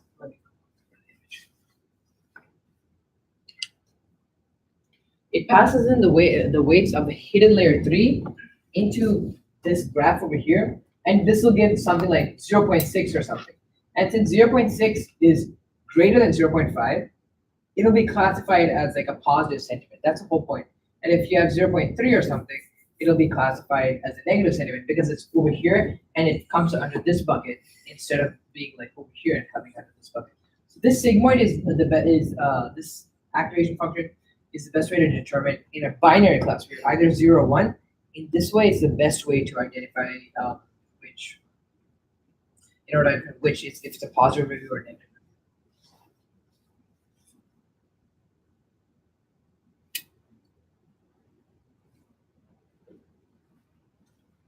Okay.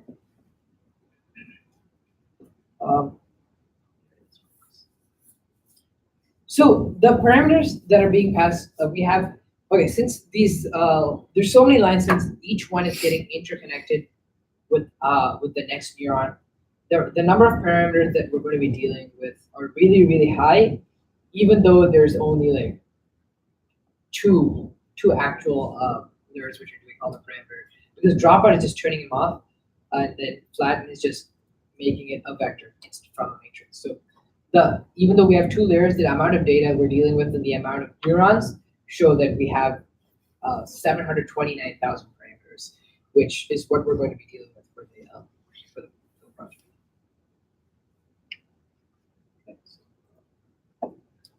Now, there's a loss function.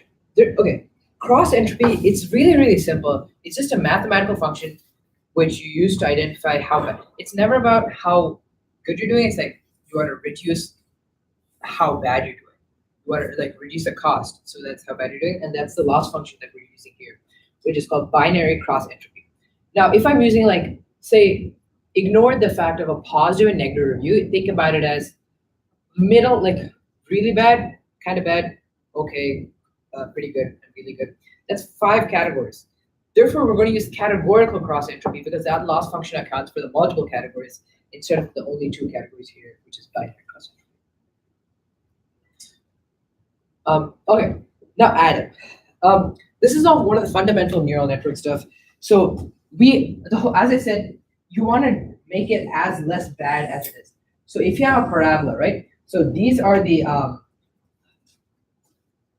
different weights that you have across this x-axis, and over here is the cost of how bad the model is doing. You want to get to this point. This is your like the minimum. Like for the weight, your cost is really, really low. This is the best combination. So Adam is a way. So you can one way to potentially do it. Start at some random value, maybe start over here, and go down by an even amount by like 1, 2, 3, 4, 5, 6, 7, 8, 9, 10 until you start going up again, and then you reach this minimum value over here. So that's one way to do it, and now that's slow. But Adam, it's interesting because it uses momentum. How much the cost is decreasing for a certain amount of weights. So it's the best way to do it would be take a big jump over here, take a big jump over here. Then you see that it's lowering only by little. So take smaller jumps. Therefore, you're taking less total steps than just using an equal amount, and you're getting the job done faster. That's why you use this thing called Adam. And there's a Princeton professor who developed this thing called ADA-GRAD, just a different type, ADA-delta. These are different optimization algorithms, and these are hyperparameters, things that you can change and experiment with in order to improve the accuracy of the model.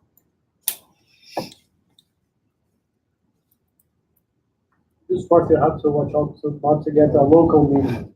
You have to minimums the actual minimum, but you're adopting a local minimum. Like this is only a best case scenario graph. It's never really a parabola. It could one potential scenario could be like this and like that. This would be a local minimum, as Vinish is saying, but really we want this value, which is the global minimum for this entire graph.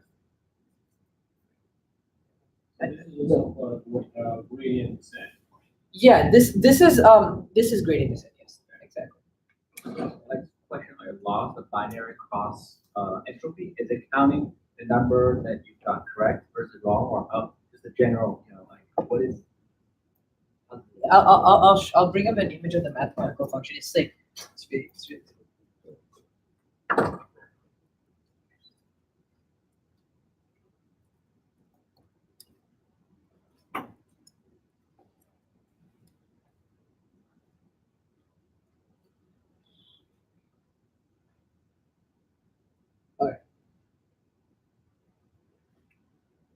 well, okay. Maybe I'll show you a bit more simple one. Mean squared error. That's a really, really simple one. It's literally this. It's basically you want to for the number of data points that you have, you want to identify like your correct observed values minus your predicted values and square that amount, and then divide it by the number of data points that you have. And the whole point of this is in order to find the error, like how bad it does. There's mean squared errors. There's sum squared error. Sum squared error is just not dividing it. So they're all just mathematical functions in which you put in the observed values you got and do some sort of mathematical analysis on it. The entropy usually is a probabilistic function.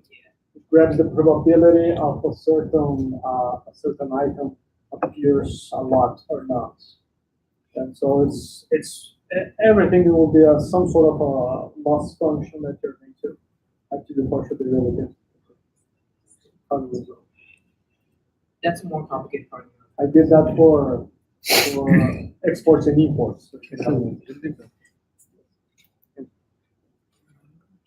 So we're done training. That's 4 epochs, and that's great. So now you see, okay, our metric is, as I mentioned earlier, is accuracy. We want to see on how good it's doing. And we pass in our training data, we pass in our testing data, and actually I did not want it. Sorry. We're passing our training data, we're passing our testing data, our validation data over here. The batch size, so we don't overflood the RAM, the number of times we're going to let it go through the data itself, and we want to see what these values are as we're iterating through. So that's why we have the verbose equals 1. And it's pretty fast. So now that we're almost done, you can see, okay, this is a common class of overfitting because your training accuracy is really, really high. It says that you got a 99.64% training accuracy. Now that's amazing. That means like 9,964 out of 10,000 samples are identified correctly, but only 83.6% is correct in our validation data. Now what this means is this model is way too complicated, and it's dedicating too many neurons and too many layers necessary for this task. And in fact, it can be simplified. Now, in these scenarios, you want to explore different structures like bidirectional structures or other structures which can eliminate this problem by bringing the variance down. You want to have similar actual training accuracy and validation accuracy. The whole point is not really to have the highest training accuracy because that looks nice on paper, but it doesn't work in your real life application. What works in your real life application is the best starting point is to start off with your training and your validation at similar levels so you can build them both up. You don't want to have an overfitted model with really low validation accuracy. What about? So what would be the techniques you would use to raise your validation accuracy? Well, for one, so how would you start doing it?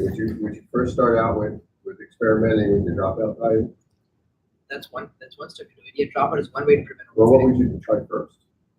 Well, I mean, there's the fundamental way is to make sure your data is good. If your data is good, then these problems are less likely to happen. And the second thing is to, as you said earlier, you can experiment with the dropout value, make it 0.6, make it 0.75.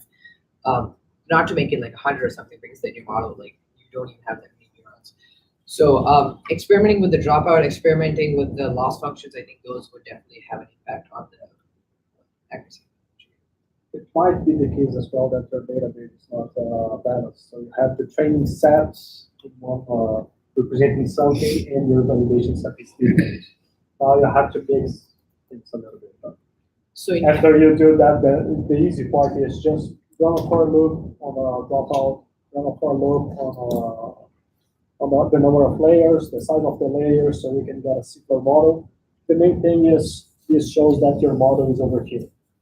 It's too complicated. And now you do both for loops, see if it improves. If it improves, okay. If it doesn't improve, probably your problem is with the data.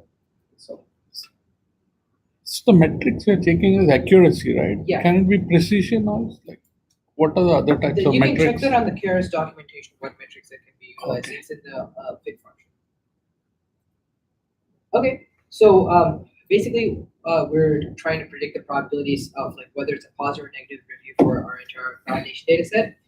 And as you can see here, for the first review, our validation data set, the probability of it being a positive review is 0.15. So that review is most likely negative in our validation data set. You can obviously make this like, what's the division? Now this seems like a really, really positive review. So you can experiment. This is one of the ways to just get a deeper look into what your model thinks the values of the different data are for validation data sets. So you run this across, you look at what the model thinks, and then you compare it to what you actually have to identify how the validation accuracy. Obviously, it's just a method of identifying your data.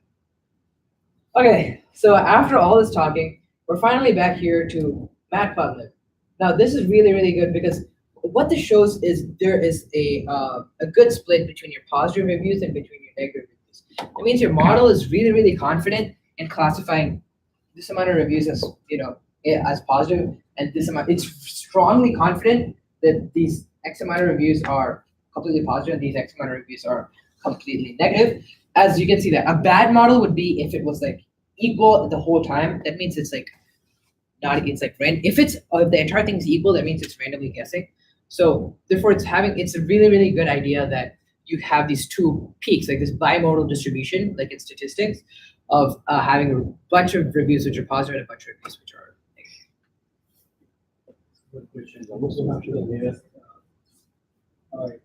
here everything works perfectly because we have shown this for hours to design it properly. But in the real life, if we work on it, somewhere in those layers, how from now it's done.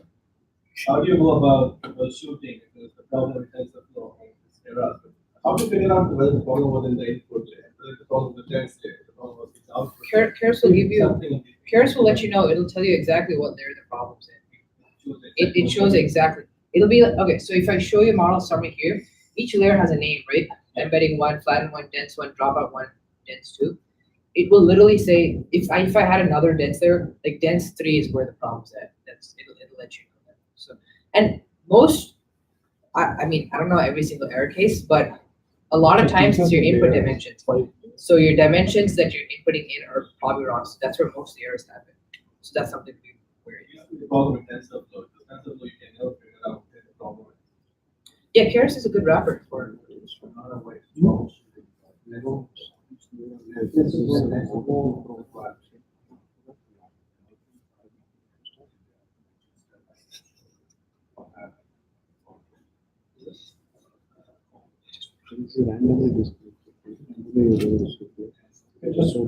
Just one more thing. Guys, we're almost done. So I'll just quickly go through the last one. This is another statistics thing. So it's area under the curve. So I mean, I don't need to go too much in depth, but I'll tell you why this is 91.56 is good. So you can have your true positives, true negatives. Sorry, there's a false positive right here, and there's a true false here, and there's a graph like that goes one. I'm just gonna I'm not gonna go into the statistics of why this works and why it's a good way of measuring. It just checks whether your model is doing a good job or not. But a random scenario would be if it's 0.5. There's two categories that it can go under. It can either be a good review or a bad review. So that's just random, getting 50% right. But the case that we got 91.56%, which shows like if this was the entire thing. So 50% are like positive and 50%, sorry, 50% negative, 50% positive. In this case, this, I'm just gonna keep this as a dotted line. Our model is going like this. That means it's identifying 91.56% of the data correctly. That's not correctly. It's the 91.56% of the data is not a false positive or false negative, which shows that our model is doing a really good job in classifying, or at least it's really, really confident in classifying what it's classifying over here, as you can see in the bimodal distribution as well. So the whole point, why I showed the matplotlib chart, why I showed the area under the curve, two things, just a couple of things in the tool bucket to evaluate how good your model is. Now, as we're closing up right now, I wanted this notebook to be something like a cheat sheet. Now, what do I mean by that? If you guys have any questions on how the data should be pre-processed, how a neural network layer should be created, you can search it up, or you can just use, you can look at how the data is structured over here, and you can use some of that as a background in order to create your own neural networks in your own layers. And there are multiple errors that could pop up in your own scenarios. Data collection is one. If your computer is not strong enough, you'll get like a memory error, which is something that we saw earlier. So just experiment with that. And if you have any questions, please feel free to email Vinicius or I or me at the study session. Just to add some closing thoughts. Okay, so yes. The layers, those were the layers, right? The 5 layers. Yeah, the embedding, dense, flat, and then other dense. So with this, you talk about 3 models, the skip, gram, and also continuous backwards. Yeah. And also this, which you heard is sequential neural network. Yeah. So that what would you, which one do you think is better, or do you have any opinions? Like there's 3 things you can do for NLP. Well, if you're creating a word vector using the word-to-vec algorithm, which is what Jen did over here, you either have skip gram or continuous backwards. There's something that's better. It's like if you have a lot of data, you want to use continuous backwards. If you have very little data, you want to use skip gram. The accuracy are better that way on the way they're fundamentally designed. And if you want to have an ease of access into feeding it into your own neural network, you can use this. There's a different word vector called glove. I don't know who trained that. It's not off the top of my head. But these glove word vectors you can also feed into your neural network. So it's really up to the use case you do, and you can just experiment with it. But as a general rule of thumb, skip gram, small data, and continuous bag of words when you have a lot of data that they work with it better. All right. Okay, so the goal of this class again was to give you a bazooka. Very powerful tool to use to make predictions. How to use NLP to make predictions. That's how we do it. Well, of course, we can do different algorithms. We can do different activation functions. We can do different optimizers, but everything is here. That's the bulk. 95% of what happens is here. You're just going to change a few things. And as this is an AI class, I think it's very important for you to know that this exists, know how the input and the weights works, how the information flows. Later, we're going to have a very in-depth course on that. So we're going through each activation function. We're going to see the partial derivatives for each activation function, the math behind it, linear algebra. It's going to be fun. I like it. So next class is going to be the last one. The idea is to present real cases that uses NLP. Now, I've already have 2 volunteers to present their work, something that they have worked on for years. And I'm looking for people who wants to present what they're doing on their capstone project. And those people who actually would like to present, if they want to have me or Cash App working with them. Of course, we're going to have office hours, but I will also be available to help you building your capstone project and then we present it here. Okay. If no one volunteers, we have already 2. I have some things that I can present myself, Cash App as well, and so I think that's going to be more applications.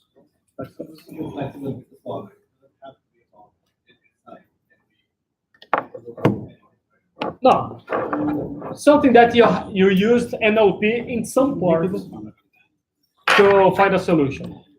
I think that the whole goal here is, what is the main goal of this class? Is for you to understand what is NLP, how to apply this into different businesses, and mainly into your daily life. You're going to live, I hope that in the end of this month, you're going to live here understanding how, at least I hope that you'll leave each class thinking, okay, how can I do a best customer review in my company or something like that. So that's that how Netflix recommends their movies. How did they get to that 97% chance that I'm going to like this movie? There's a bunch of NLP embedded in. So that's the main goal here. Okay? Thank you. Thank you very much. Thank you. Thank you.